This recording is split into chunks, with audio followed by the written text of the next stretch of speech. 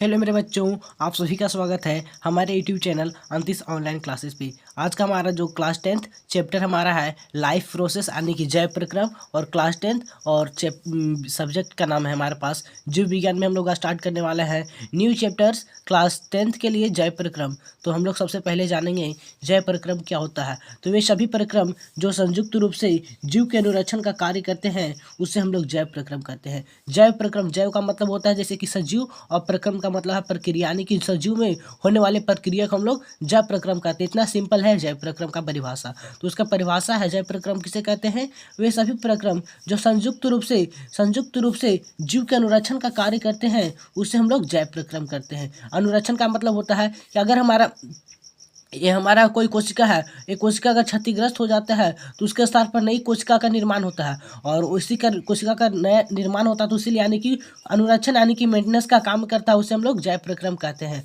वे सभी प्रक्रम जो संयुक्त रूप से अनुरक्षण का कार्य करता है उसे हम लोग जैव प्रक्रम कहते हैं। इतना सिंपल है। अगर आप सभी को समझ में आया होगा प्लीज़ वीडियो को लाइक कीजिएगा, और चैनल पर है नए तो चैनल को सब्सक्राइब भी कर लीजिएगा। उसके बाद हम लोग जानेंगे जैव प्रक्रम के प्रकार। जैव प्रक्रम में हम लोग कौन कौन सी टॉपिक्स के बारे में पढ़ने वाले हैं। तो जैव प्रक्रम में हम लोग मेरे दोस्त पोषण के बारे में पढ़ेंगे, श्वसन के बारे में पढ़ेंगे, वहन के बारे में पढ़ेंगे, और उत्सर्जन के बारे में पढ़ेंगे। यही हमारा जैव प्रक्रम के अंतर्गत ये हमारा, अगर आप सभी एनसीईआरटी में चारों चैप्टर्स एक ही यानी कि जैव प्रक्रम में ही दिया गया है, परंतु अगर आप भारतीय भवन से पढ़ेंगे तो उसमें पोषण का अलग चैप्टर बनाया गया है, श्वसन का अलग चैप्टर बनाया गया है, वहन का अलग चैप्टर बनाया गया है, और उत्सर्जन का भी अलग चैप्टर बनाया गया है। तो हम लोग एनसीईआरटी पढ़ रहे हैं, एनसीईआरटी के ही हिसाब से पढ़ने वाले हैं। तो हम लोग जैव प्रक्रम में ही ये सारे चैप्टर को कवर करने वाले हैं, जैसे कि पोषण, श्वसन, वहन और उत्सर्जन।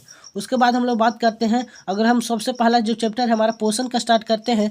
पोषण क्या होता है, पोषण किसे कहते हैं, तो इसका परिभाषा है भोजन ग्रहण करना, पचे हुए भोजन का अवशोषण करना एवं शरीर के द्वारा अनुरक्षण के लिए उसका उपयोग करना पोषण कहलाता है। भोजन को ग्रहण करना यानी कि जो भी हम लोग खाना खाते हैं उसको हम पहले ग्रहण करेंगे, और जब हम भोजन को ग्रहण कर लेंगे उसके बाद हम लोग उसको अवशोषण करेंगे यानी कि ऑब्जर्वेशन करेंगे। ग्रहण करना, ऑब्जर्वेशन करना, और शरीर के द्वारा अनुरक्षण के लिए उसका उपयोग करना, यानी कि जो भी हमारे शरीर में कमी है उसको पूरा करने के लिए अनुरक्षण यानी कि मेंटेनेंस के लिए उसे हम लोग उपयोग करते हैं, उसे हम लोग क्या कहते हैं मेरे दोस्त, पोषण कहते हैं। इतना सिंपल सा इसका परिभाषा है। अगर आप सभी को समझ में आया होगा प्लीज वीडियो को लाइक कीजिएगा मेरे दोस्त। पोषण क्या है, तो भोजन को ग्रहण करना, पचे भोजन का अवशोषण करना, और शरीर के द्वारा अनुरक्षण के लिए उसका उपयोग करना, उसे ही हम लोग पोषण कहते हैं। तो उसके बाद हम लोग जानेंगे पोषण के कितने प्रकार के होते हैं। तो पोषण है मेरे दोस्त दो प्रकार के होते हैं, स्वपोषी पोषण और विषम पोषी पोषण। स्वपोषी पोषण क्या है और विषम पोषी पोषण क्या है, ये सारे चीज़ों के बारे में विस्तार से हम लोग इस वीडियो में कवर करने वाले हैं। उसके बाद हम लोग जानेंगे स्वपोषी पोषण क्या होते हैं। स्वपोषी पोषण, स्व मतलब क्या होता है स्वयं, और पोषण का मतलब यानी भोजन को ग्रहण करना। जो ऐसा जीव जो अपना भोजन स्वयं को संश्लेषित करता हो उसे हम लोग स्वपोषी कहते हैं। जो अपना भोजन खुद बनाते हो, वो किसी भी जीव पर निर्भर नहीं रहते हो, उसे हम लोग स्वपोषी पोषण कहते हैं।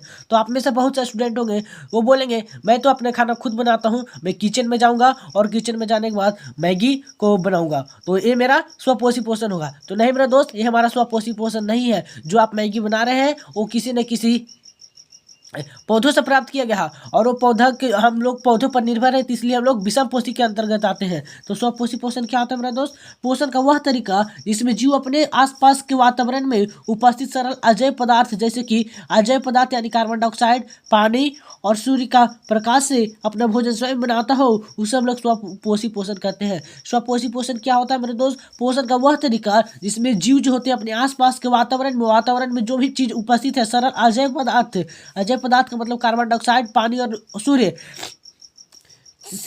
सूर्य के प्रकाश से अपना भोजन स्वयं बनाते हो, उसे हम लोग स्वपोषी पोषण कहते हैं। पोषण का वह तरीका जिसमें जीव अपने आसपास के वातावरण में उपस्थित सरल अजैव पदार्थों जैसे कि कार्बन डाइऑक्साइड, पानी और सूर्य के प्रकाश से अपना भोजन स्वयं बनाता हो, उसे हम लोग स्वपोषी पोषण कहते हैं। इसका एग्जाम्पल है जितने भी हरे पौधे होते हैं वे सभी स्वपोषी पोषण के एग्जाम्पल्स हैं। उसके बाद मेरे पास है मेरे दोस्त विषम पोषी पोषण किसे कहेंगे। तो पोषण का वह तरीका इसमें जीव अपना भोजन स्वयं नहीं बना सकता, बल्कि अपने भोजन के लिए अन्य जीवों पर निर्भर रहता है, यानी कि दूसरों जीवों पर निर्भर रहता है, उसे हम लोग विषम पोषी पोषण कहते हैं। जैसे कि मनुष्य हो गया, कुत्ता हो गया, बकरी हो गया, हम लोग जितने भी जीव हैं ये सभी हम लोग दूसरे जीवों पर निर्भर रहते हैं, इसलिए हम लोग विषम पोषी पोषण कहलाते हैं।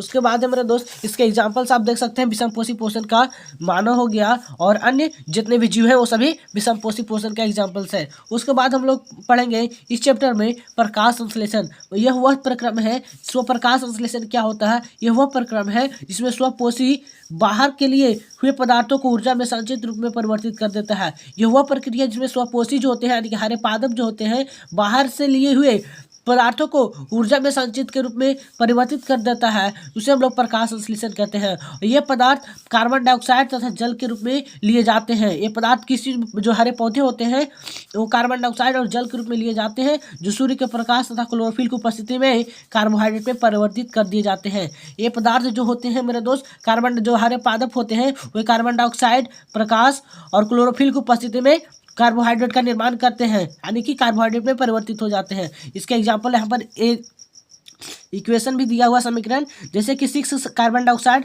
जैसे ही 12 H2O के साथ अभिक्रिया करेगा क्लोरोफिल की उपस्थिति में, क्लोरोफिल और सूर्य के प्रकाश की उपस्थिति में, तो हमारा C6H12O6 प्लस में 6O2 प्लस में 6H2O का निर्माण करता है। इस तरह का हमारा समीकरण दिया हुआ प्रकाश संश्लेषण आप इस तरह से देख सकते हैं।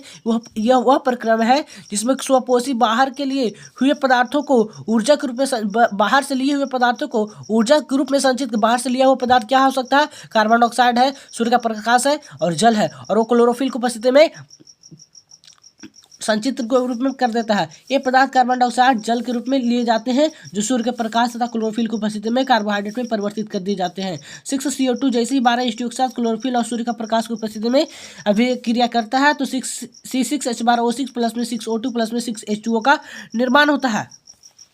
उसके बाद हमारे पास क्वेश्चन है प्रकाश संश्लेषण। प्रकाश संश्लेषण के लिए आवश्यक कच्ची सामग्री क्या क्या चीज़ है? जो प्रकाश संश्लेषण में जो हम आवश्यक कच्ची सामग्री क्या है मेरे दोस्त? सबसे पहले हम लोग लेंगे सूर्य का प्रकाश, दूसरी बात हमारे पास है क्लोरोफिल, तीसरा हमारा है कार्बन डाइऑक्साइड जो कि स्थलीय पौधे इसे वायुमंडल से प्राप्त करते हैं। जो कार्बन डाइऑक्साइड जो होते हैं स्थलीय पादप, जो हमारे हरे पौधे होते हैं वो कहाँ से?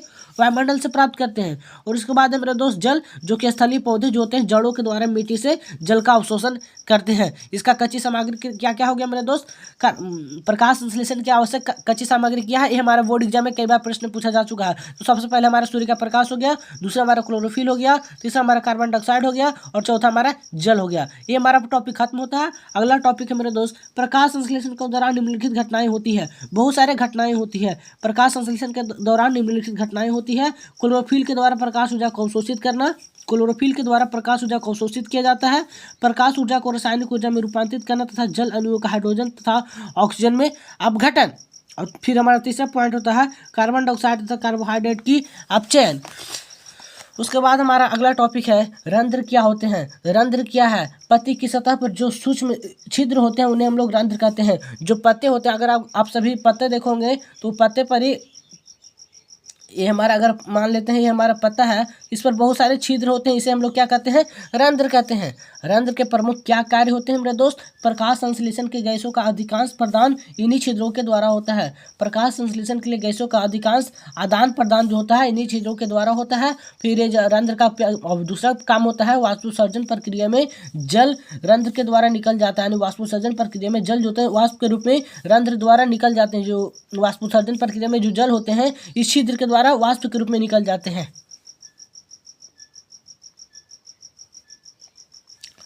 आप इस तरह से देख सकते हैं ये हमारा बंद खुला स्टोमाटा है, ये हमारा द्वार कोशिकाएं हो गया, ये हमारा रंध्र छिद्र हो गया, ये हमारा हरित लवक हो गया। ये चित्र हमारा NCERT बुक में भी दिया हुआ है। और ये हमारा खुला बंद रंध्र हमारा है। समझ गए हैं? तो ये हमारा प्रकाश संश्लेषण तक हमारा ये चैप्टर खत्म होता है। अगर आप सभी को वीडियो पसंद आएगा प्लीज़ वीडियो को लाइक कीजिएगा, चैनल अपना है चैनल को सब्सक्राइब कीजिएगा। फिर मिलेंगे अगली वीडियो में शानदार और मज़ेदार टॉपिक के साथ। अगली टॉपिक हम लोग विषमपोषी पोषण के बारे में पढ़ने वाले हैं। तो अगर वीडियो अच्छा लगा होगा प्लीज़ वीडियो को लाइक करके चैनल को सब्सक्राइब कर दीजिएगा। फिर मिलेंगे अगली वीडियो में, तब तक के लिए जय हिंद, वंदे मातरम।